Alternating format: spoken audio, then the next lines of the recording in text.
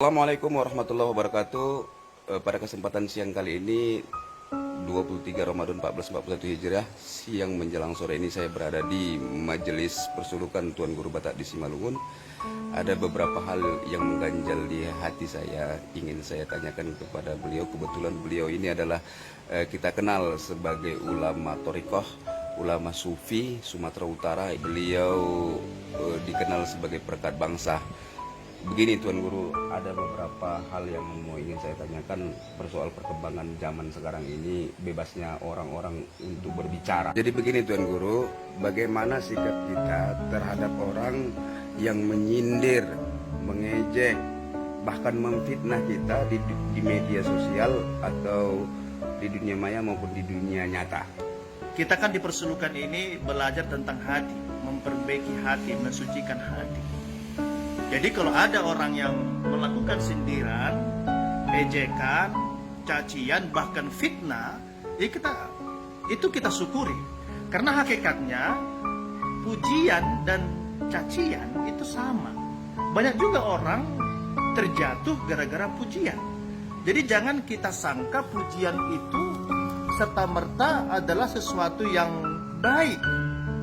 Jika kita tidak siap secara rohani, banyak orang yang kemudian terjatuh gara-gara pujian, gara-gara sanjungan, sehingga dia merasa sombong, dia merasa lebih mulia. Ini justru menjadi berbahaya secara spiritual.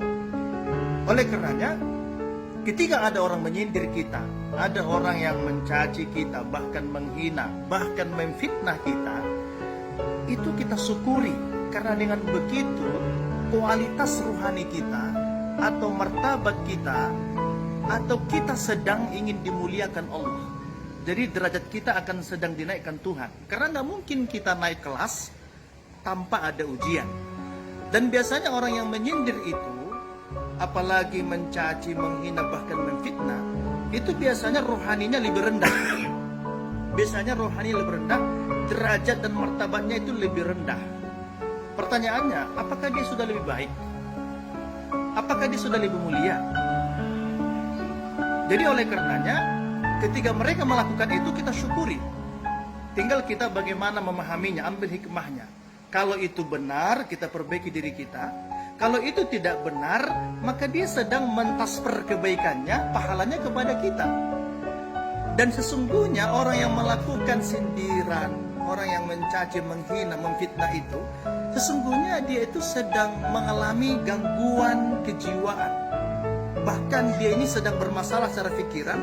Bayangkan dia harus menyiapkan waktunya, pikirannya, kesempatannya hanya untuk memikirkan kita.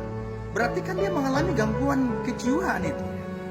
Oleh karenanya, bagi kita itu tidak masalah. Itu kita syukuri, itu tidak jadi persoalan. Bagi jiwanya yang sudah merdeka, itu tidak persoalan. Kemudian dalam pandangan sufi, bahkan dalam pandangan agama secara umum, bahwa kemuliaan itu datang dari Allah. Berkumpul pun seluruh manusia untuk menghinakan kita, kalau Allah memuliakan pasti kita mulia. Berkumpul pun seluruh manusia untuk memuliakan kita, kalau Allah menghinakan pasti kita hina. Jadi yang paling kita takutkan itu adalah ketika orang memuji kita, tetapi kita ternyata hina di sisi Allah. Ini yang paling berbahaya.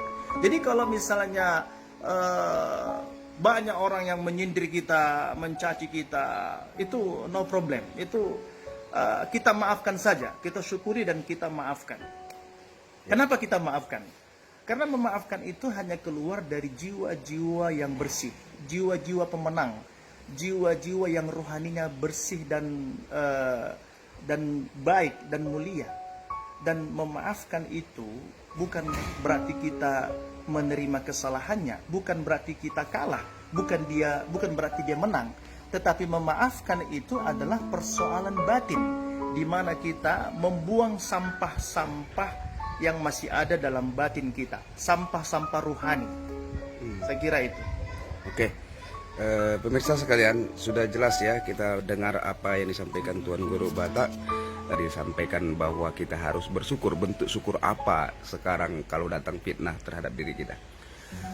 Kesimpulannya adalah bahwa sibuklah kita memperbaiki diri kita, mengurusi hati kita, mengurusi prestasi kita sebelum mengurusi orang lain, hati orang lain, prestasi orang lain.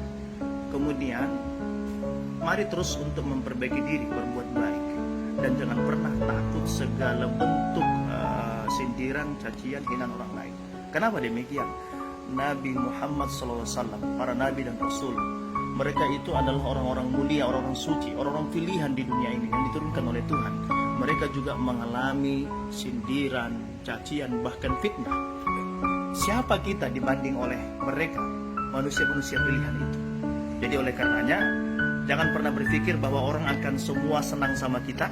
Itu namanya gila. Kalau ada orang berpikir bahwa orang akan senang sama kita, itu namanya kita gila. Tetapi tetaplah berpikir bagaimana berbuat baik kepada orang lain. Sekali lagi, bahwa mereka yang melakukan sindiran, hinaan, bahkan fitnah terhadap kita biasanya adalah orang-orang yang rohaninya, martabatnya, derajatnya lebih rendah dari kita. Oke, terima kasih Tuan Guru dari penyampaiannya pada kesempatan sore 23 Ramadan 41 Hijriah ini. Semoga Tuan Guru sehat, keluarga semua sehat, kita berhari raya nanti pun dalam keadaan sehat. Amin. Assalamualaikum warahmatullahi wabarakatuh. Waalaikumsalam.